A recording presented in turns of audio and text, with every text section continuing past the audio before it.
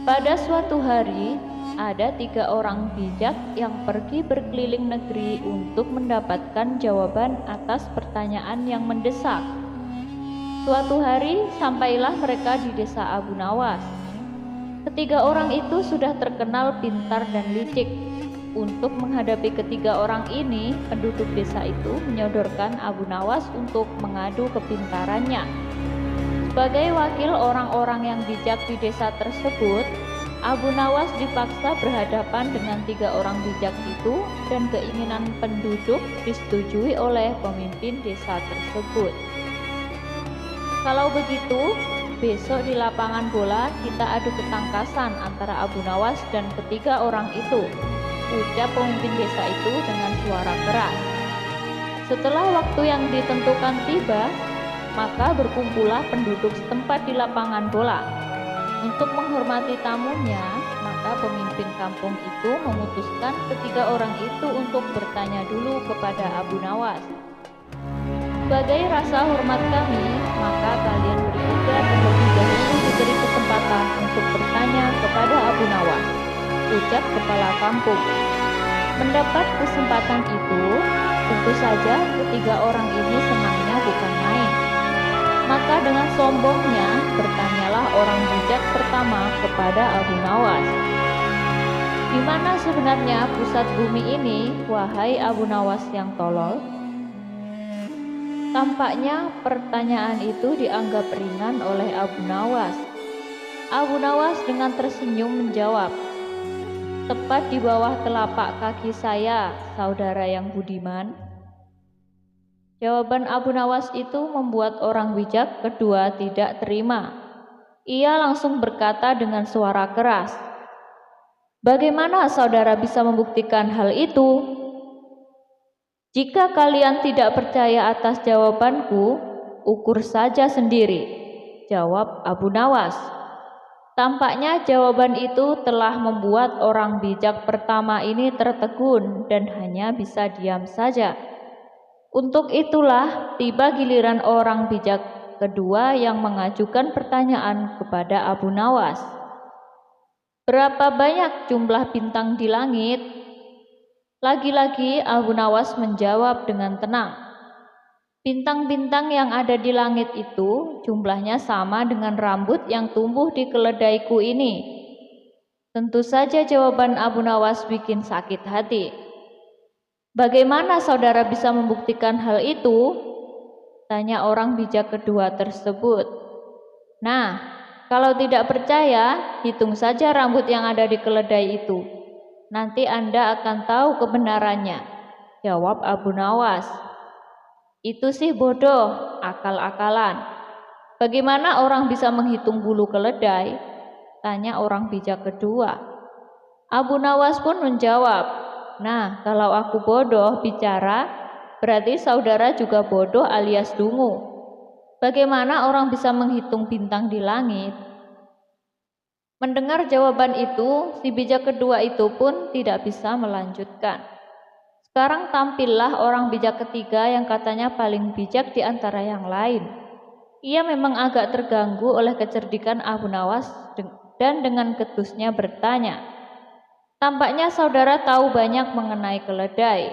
Tapi coba saudara katakan kepadaku, berapa jumlah bulu yang ada di ekor keledai itu?" "Aku tahu jumlahnya.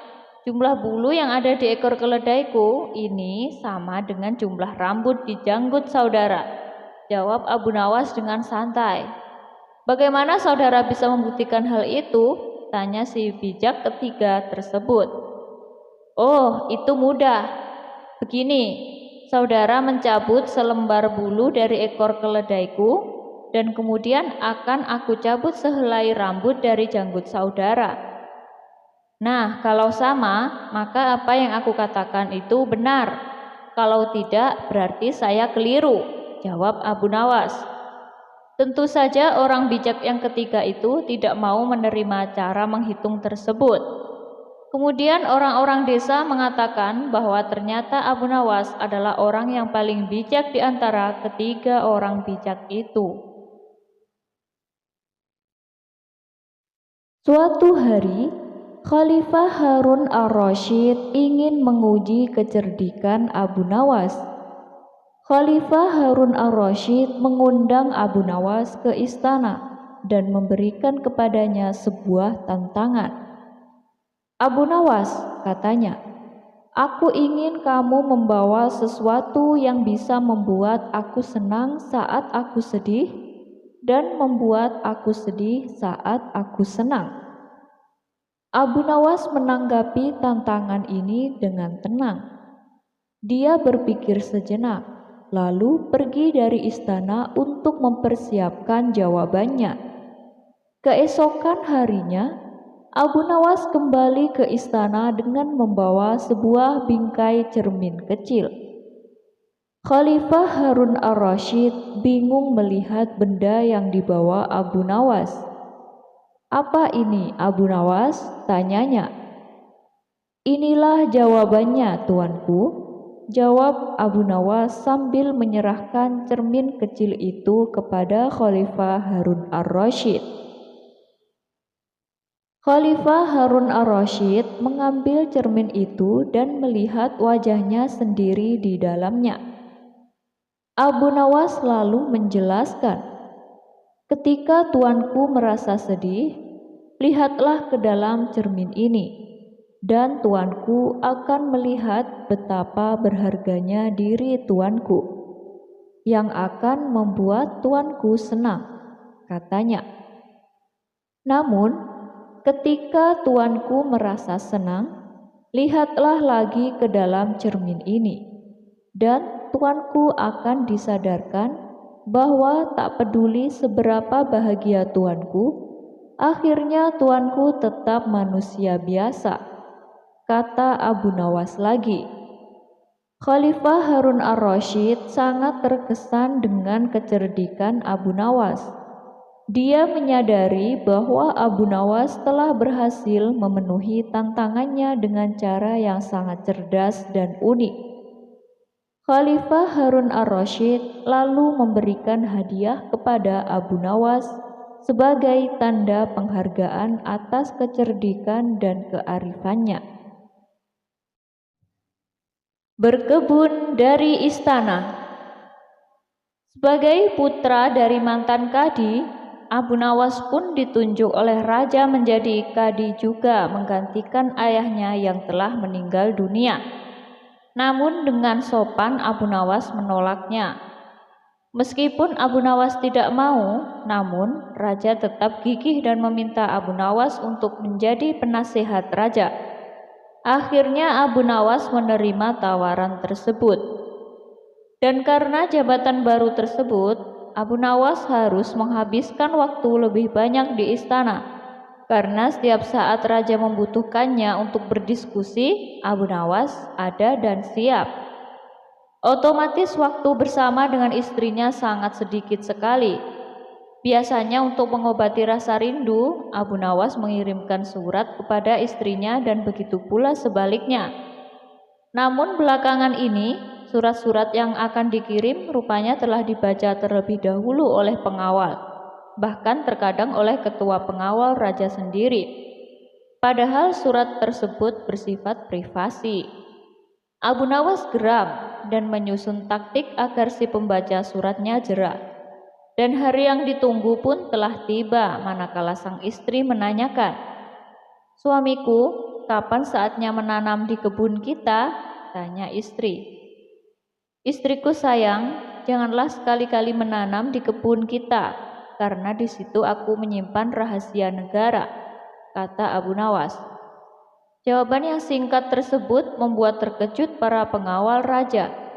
Secara diam-diam, para pengawal pergi ke kebun Abu Nawas dan mencangkul seluruh sudut kebun tersebut. Namun apa yang terjadi? Mereka tak menemukan apa-apa selain lelah, keringat bercucuran saja. Pada keesokan harinya, istri Abu Nawas kembali mengirimkan surat dan mengabarkan kejadian yang terjadi di kebun. Surat tersebut kembali disensor oleh pengawal. Begini isi suratnya.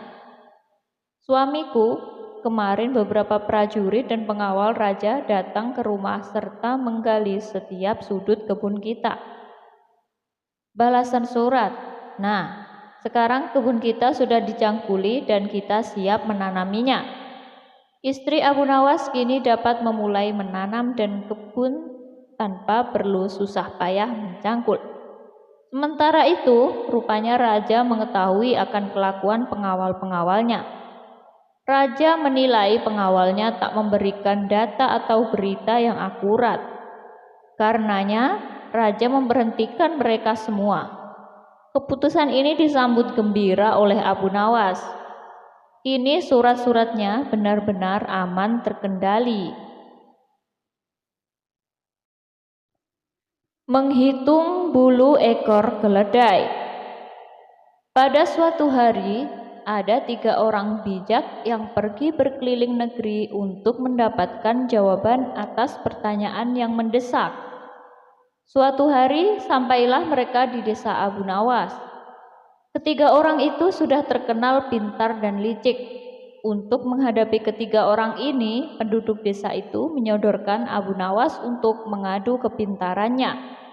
Sebagai wakil orang-orang yang bijak di desa tersebut, Abu Nawas dipaksa berhadapan dengan 3 orang bijak itu dan keinginan penduduk disetujui oleh pemimpin desa tersebut. Kalau begitu, besok di lapangan bola kita adu ketangkasan antara Abu Nawas dan ketiga orang itu, ucap pemimpin desa itu dengan suara keras. Setelah waktu yang ditentukan tiba, maka berkumpullah penduduk setempat di lapangan bola. Untuk menghormati tamunya, maka pemimpin kampung itu memutuskan ketiga orang itu untuk bertanya dulu kepada Abu Nawas. Sebagai rasa hormat kami, maka kalian bertiga terlebih dahulu diberi kesempatan untuk bertanya kepada Abu Nawas, ucap kepala kampung. Mendapat kesempatan itu, tentu saja ketiga orang ini senangnya bukan main. Maka dengan sombongnya bertanyalah orang bijak pertama kepada Abu Nawas. Di mana sebenarnya pusat bumi ini, wahai Abu Nawas yang tolol? Tampaknya pertanyaan itu dianggap ringan oleh Abu Nawas. Abu Nawas dengan tersenyum menjawab, tepat di bawah telapak kaki saya, saudara yang budiman.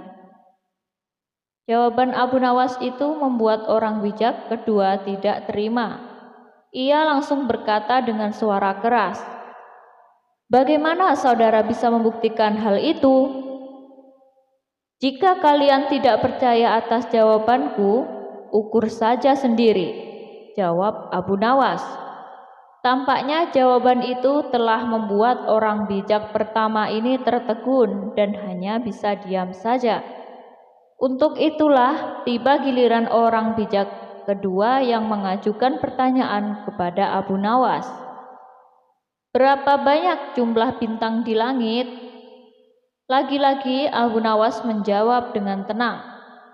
Bintang-bintang yang ada di langit itu jumlahnya sama dengan rambut yang tumbuh di keledaiku ini.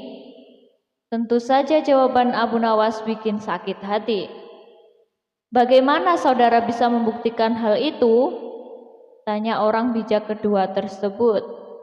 Nah, kalau tidak percaya, hitung saja rambut yang ada di keledai itu. Nanti Anda akan tahu kebenarannya, jawab Abu Nawas. Itu sih bodoh, akal-akalan. Bagaimana orang bisa menghitung bulu keledai? Tanya orang bijak kedua.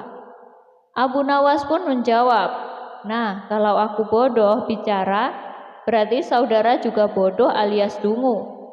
Bagaimana orang bisa menghitung bintang di langit?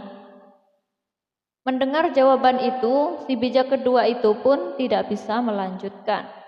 Sekarang tampillah orang bijak ketiga yang katanya paling bijak di antara yang lain.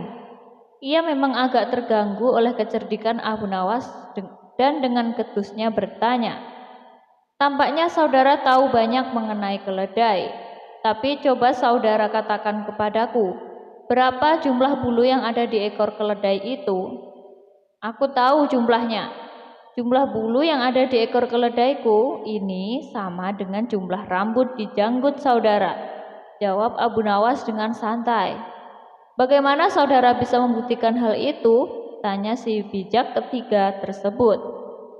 Oh, itu mudah. Begini, saudara mencabut selembar bulu dari ekor keledaiku, dan kemudian akan aku cabut sehelai rambut dari janggut saudara. Nah, kalau sama, maka apa yang aku katakan itu benar. Kalau tidak, berarti saya keliru, jawab Abu Nawas. Tentu saja orang bijak yang ketiga itu tidak mau menerima cara menghitung tersebut. Kemudian orang-orang desa mengatakan bahwa ternyata Abu Nawas adalah orang yang paling bijak di antara ketiga orang bijak itu. Dua ibu rebutan bayi, Abu Nawas selesaikan cuma pakai satu kalimat. Abu Nawas menyelesaikan masalah ibu-ibu rebutan bayi. Bermula saat Baginda Raja dihadapkan dengan dua ibu yang sedang memperebutkan seorang bayi. Mereka saling ngotot mengakui bayi itu adalah anaknya. Hakim menyerah, tidak bisa memutuskan perkara tersebut. Baginda Raja sudah melakukan berbagai cara dengan harapan dua ibu tersebut ada yang mau mengalah. Tapi harapan itu nihil. Akhirnya Raja memanggil Abu Nawas ke istana. Sosok humoris itu sudah mengetahui duduk permasalahannya. Ia menyiapkan seorang algojo yang sudah siap dengan hunusan pedangnya. Bayi yang diperebutkan dua ibu tersebut dibaringkan ke sebuah meja. Masyarakat dan pihak kerajaan penasaran apa yang hendak dilakukan Abu Nawas. Kemudian Abu Nawas berkata, "Sebelum saya mengambil tindakan atas perkara ini, apakah salah satu dari ibu bersedia mengalah dan menyerahkan bayi itu kepada yang memang berhak memilikinya?" "Tidak, bayi itu adalah anakku," kata kedua perempuan itu serentak. "Baiklah, kalau kalian tidak ada yang mau mengalah, maka saya terpaksa membelah bayi itu menjadi dua sama rata," kata Abu Nawas dengan algojo yang sudah siap melaksanakan tugas. Ibu pertama girang bukan kepalang atas apa yang hendak dilakukan Abu Nawas terhadap bayi itu. Sedangkan ibu kedua menjerit histeris, "Jangan, tolong jangan dibelah bayi itu. Biarlah, aku rela bayi itu seutuhnya diserahkan kepada perempuan itu," ucap perempuan kedua sambil menangis di depan Abu Nawas. Dari respons ibu kedua, Abu Nawas tersenyum lega. Akhirnya misteri terkuak. Abu Nawas segera mengambil bayi itu dan langsung menyerahkan kepada ibu kedua. Abu Nawas minta agar ibu pertama dihukum sesuai perbuatannya, sebab tidak ada ibu yang tega menyaksikan anaknya hendak disembelih, apalagi di depan mata. Abu Nawas mengguncang dunia, menteri berjalan merangkak. Pada suatu pagi yang cerah, Baginda Raja meminta pengawal untuk memanggil Abu Nawas ke istana. Baginda memang senang sekali menguji kecerdikan pria yang dikenal banyak akal itu. Lalu Abu Nawas bertanya pada Baginda Raja, "Tuan, ada apa gerangan hamba dipanggil ke istana? Adakah yang bisa hamba lakukan untuk Tuan?" "Aku ada permintaan yang harus kamu kabulkan. Begini, kamu tahu dunia kan?" tanya Raja. "Tentu saja hamba tahu, Tuan," jawabnya. "Nah, kalau kau tahu, sekarang tugasmu adalah mengguncang dunia," kata Raja. Abu Nawas lalu tertawa terpingkal-pingkal. "Apa yang kamu tertawakan? Memangnya kau pikir perintahku ini hanya lelucon?" tanya Raja kesal. "Bukan begitu, Tuan." Hamba tertawa karena Abu Nawas menahan bicaranya lalu kembali tertawa. "Karena ia tak mungkin melakukannya, Tuan. Mana bisa ia mengguncangkan dunia?" sahut salah satu pengawal istana. "Jika ia tak sanggup, tentu harus dihukum. Hukumannya akan sangat berat," kata Menteri Hadrun yang turut mengikuti pertemuan tersebut. "Sabar sedikit, Hadrun. Jika saya bisa mengguncangkan dunia, apa yang kau berikan kepadaku?" tanya pria banyak akal itu. "Terserah, kau minta berapa?" tanya Hadrun. "Jujur saja, aku tak membutuhkan uang. Bagaimana kalau aku bisa mengguncangkan dunia? Maka kau harus merangkak dari tempat aku membuktikannya hingga ke istana. Setuju?" tanya Abu Nawas. "Tentu saja, siapa takut?" ucap Hadrun. "Baiklah, kalau begitu, aku beri kau waktu 3 hari untuk menunjukkan kebolehanmu," ucap Baginda Raja. Setelah menemui Raja, Abu Nawas pulang ke pondok. Ia memikirkan cara agar bisa mengguncangkan dunia. Sambil berpikir, ia menyaksikan anak-anak asuhnya yang sedang bermain bola. Lalu akal cerdiknya tiba-tiba terpikirkan bola dunia yang ada di perpustakaan. "Ah, aku mendapatkan ide," ucapnya bahagia. Keesokan harinya, ia kembali ke istana untuk menemui Baginda Raja dan Hadrun. "Ada apa gerangan kau kemari? Jangan-jangan kau menyerah karena tidak bisa memenuhi permintaan raja," ucap Hadrun. "Hahaha, pria cerdik itu malah tertawa." "Kenapa tertawa? Apa yang lucu?" ucap Hadrun.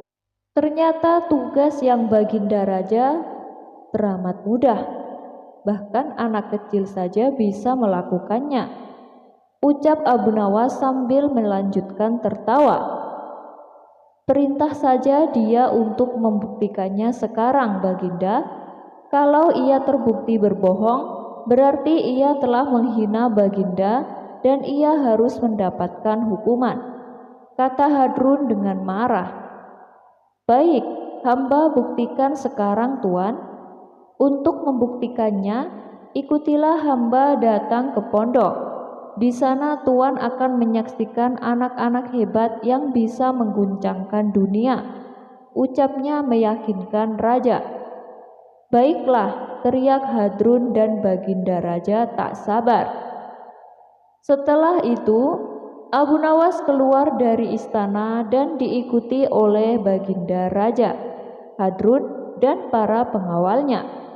Setibanya di pondok, pria cerdik itu memanggil anak-anak asuhnya yang sedang asyik bermain.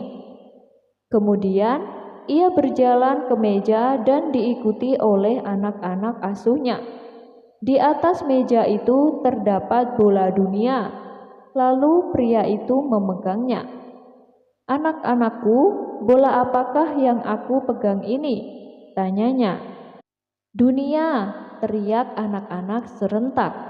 "Nah, sekarang di hadapan kalian ada Baginda Raja, Menteri Hadrun, dan para pengawal. Mereka ingin kalian mengguncangkan dunia. Sekarang, siapa di antara kalian yang ingin mengguncang dunia di hadapan mereka?" tanya Abu Nawas. Saya Pak," teriak anak-anak serempak. Dalam waktu singkat, anak-anak itu secara bergantian memegang bola dunia dan mengguncang-guncangkannya. "Saya bisa mengguncang dunia ya Pak, saya bisa," teriak salah satu murid pada Abu Nawas. "Ya, tentu saja kalian bisa mengguncangkan dunia dengan mudah. Kalian adalah anak-anak yang pintar," kata pria itu sambil melirik ke arah Hadrun. Wajah Hadrun pucat pasi. Ia menerima kecerdikan pria itu. Tak lama kemudian, Hadrun merangkak menuju ke istana. Sementara itu, Baginda Raja tersenyum melihat kecerdikan Abu Nawas. Lomba mimpi di bulan Ramadan. Setiap bulan Ramadan, umat Islam diwajibkan berpuasa, tak terkecuali Abu Nawas. Abu Nawas merupakan salah satu orang yang rajin berpuasa, meskipun banyak teman-temannya yang tidak berpuasa di bulan tersebut. Bagi temannya yang tidak berpuasa, mereka mencoba mengakali sehingga Abu Nawas tidak bisa berbuka puasa karenanya. Lewat kecerdikannya, akhirnya Abu Nawas berhasil makan. Pada siang di bulan Ramadan, Abu Nawas didatangi oleh dua orang temannya yang tidak berpuasa. Mereka bersekongkol untuk mengerjai Abu Nawas. Tibalah mereka di depan pintu rumah Abu Nawas. Setelah mengucapkan salam, tanpa basa-basi lagi, mereka mengajak Abu Nawas mengisi waktu untuk menunggu berbuka puasa. Sampailah mereka di warung nasi, dan teman-temannya membeli nasi untuk dibungkus. Abu Nawas mengira kalau teman-temannya sangat menghormati orang yang berpuasa meski mereka tidak puasa, karena temannya tidak makan di warung tersebut, namun dibawa pulang. Setelah itu, mereka pergi meninggalkan warung tersebut dan sampailah di rumah salah satu temannya. Begitu tiba berbuka puasa, Abu Nawas berkata, "Wah, sudah waktunya berbuka. Minum saja dulu, biar batal puasamu," kata temannya. Abu Nawas pun segera minum dan selanjutnya menunggu.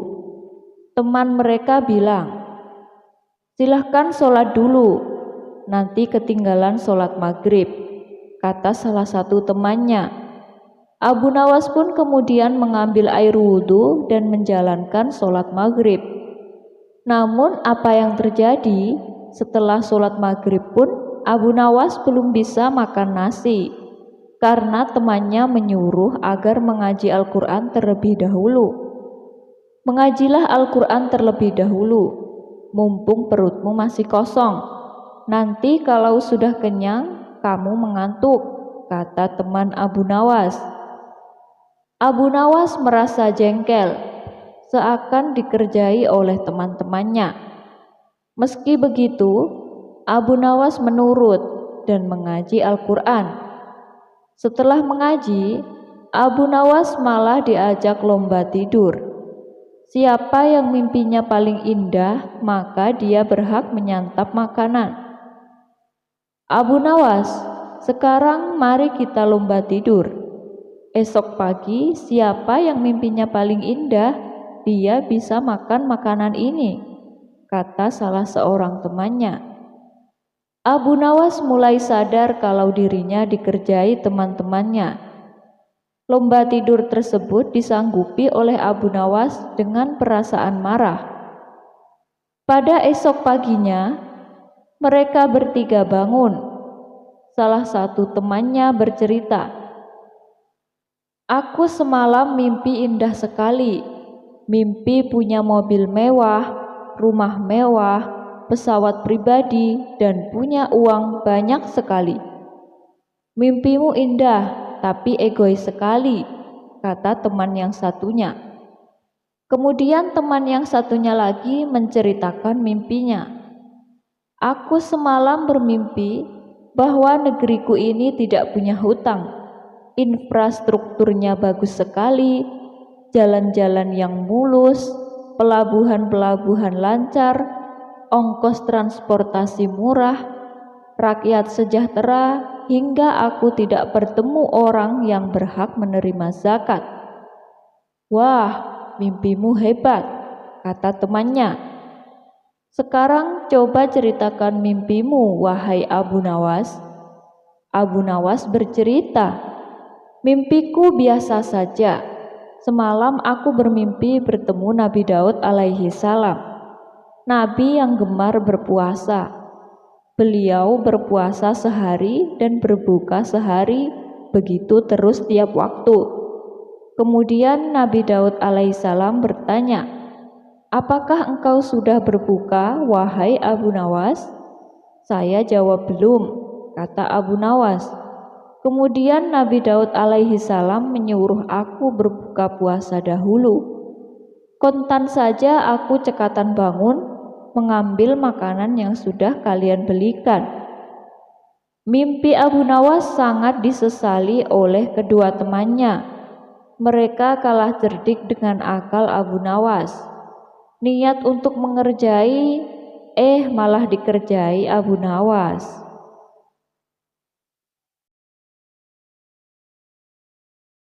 Kisah selanjutnya. Setelah Abu Jahil dipenjara akibat ulahnya yang memfitnah Abu Nawas mencuri keledai, beberapa bulan kemudian Abu Jahil dibebaskan dari penjara. Ia pun mulai insaf. Abu Jahil ingin memperbaiki perilakunya. Tentu saja hal ini membuat Abu Nawas menyambutnya dengan hangat. Ia sama sekali tak menaruh dendam kepada Abu Jahil. Bahkan Abu Nawas sendiri mengajak warganya supaya tidak mengambilkan Abu Jahil. Suatu ketika saat Abu Jahil di rumah, ia didatangi oleh Abu Nawas. "Wahai Abu Nawas, apa kabarnya?" tanya Abu Jahil penuh ceria. "Alhamdulillah, saya sehat-sehat saja. Aku ada perlu sama kamu. Maukah kau membantuku?" tanya Abu Nawas. "Oh, silakan. Katakan saja Abu Nawas," kata Abu Jahil. "Saya ingin mengajakmu keluar sebentar. Itu pun kalau kamu mau," ajak Abu Nawas. "Memangnya mau pergi kemana Abu Nawas?" tanya Abu Jahil penasaran. "Nanti kamu juga tahu sendiri," balas Abu Nawas. "Baiklah, saya ganti baju dulu Abu Nawas," ujar Abu Jahil. Kemudian mereka berdua pergi menyusuri kota Baghdad, hingga sampailah mereka di toko perhiasan. "Seperti ini, Tuan," teriak Abu Nawas kepada yang punya toko. "Oh, baiklah," jawab si pemilik toko perhiasan tersebut. Melihat hal itu, Abu Jahil sempat berpikir, apakah Abu Nawas akan membelikanku perhiasan? Sungguh mulia hati Abu Nawas. Setelah sekian lama aku berbuat jahat kepadanya, justru ia membalasnya dengan kebaikan, kata Abu Jahil dalam hati. Kemudian Abu Nawas kembali mengantarkan Abu Jahil ke rumahnya. Di sepanjang perjalanan, Abu Jahil tersenyum bangga kepada Abu Nawas. "Tidak kusangka Abu Nawas begitu baik kepadaku," pikir Abu Jahil kagum. Sesampainya di rumah Abu Jahil, Abu Nawas pun langsung pamit pulang. "Wahai Abu Jahil, aku mau pulang dulu ya. Maaf kalau tadi merepotkan," kata Abu Nawas. "Iya, silakan Abu Nawas." "Tidak kok, sama sekali tidak merepotkanku," balas Abu Jahil sambil tersenyum. Tidak berapa lama setelah kepergian Abu Nawas, Abu Jahil masih penasaran. Sebenarnya apa sih hadiah yang akan diberikan oleh Abu Nawas? Antara rasa bahagia dan heran membuat Abu Jahil semakin dibuatnya penasaran. "Lebih baik aku pergi ke toko perhiasan tadi untuk menanyakannya. Aku penasaran hadiah apa yang akan Abu Nawas berikan." Kemudian Abu Jahil pergi ke toko perhiasan yang tadi ia datangi bersama Abu Nawas. Setibanya di toko perhiasan tersebut, Abu Jahil langsung bertanya kepada si pemilik toko, "Tuan, tadi waktu Abu Nawas kesini, dia pesan barang apa?" Tanya Abu Jahil. Oh, dia pesan batu cincin, jawab si pemilik toko perhiasan. Pesan batu cincin? Jadi dia akan membuatkanku cincin perhiasan, ucap Abu Jahil penuh gembira. Bukan seperti itu. Sebelumnya Abu Nawas datang kemari dengan membawa batu cincin. Lalu dia minta batunya digambar siluman. Tentu saja aku tidak bisa, karena aku tidak pernah melihat siluman. Kemudian Abu Nawas datang lagi dengan mengajakmu kemari. Lalu dia teriak kepadaku, "Seperti ini Tuan, kamu kan dengar sendiri," kata si pemilik toko perhiasan. Mendengar penjelasan tersebut, wajah Abu Jahil tiba-tiba langsung merah padam. Kurang ajar Abu Nawas, dia telah mengerjai aku.